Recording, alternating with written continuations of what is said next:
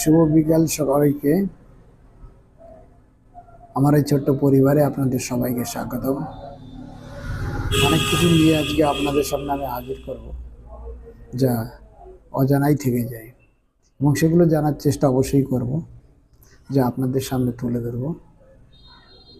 আজকে যে জিনিসটা আমরা জানার চেষ্টা করছি সেটা ভারতবর্ষের একটা মানচিত্র, এবং সেই মানচিত্রের মধ্যে অনেকগুলো রাজ্য আছে।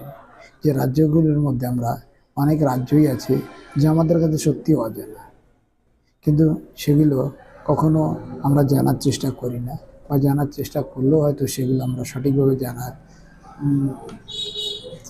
সফলতায় পৌঁছাতে পারি না।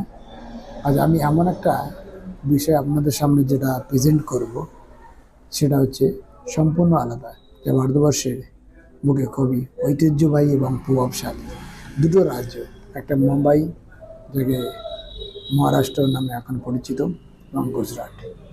আমাদের জানার উদ্দেশ্য এটাই যে বর্তমানে যে ভারতবর্ষের সবথেকে শিল্পপতি রাজ্য যেটা গুজরাট হিসেবে ধরা হয়, এবং ভারতবর্ষের ব্যবসা কেন্দ্র মুম্বাই হিসেবে ধরা হয়, এই দুটো রাজ্য একটা সময় একত্রিত ছিল, এবং তারা কালক্রমে ভারতবর্ষ স্বাধীনতা লাভের পরে 1960 সালে এরা দুটো রাজ্যে বিভক্ত হয়ে যায়, এবং এই বিভক্তের মধ্য দিয়ে আমাদের দুটো পূর্ণ রাজ্য গঠিত হয়।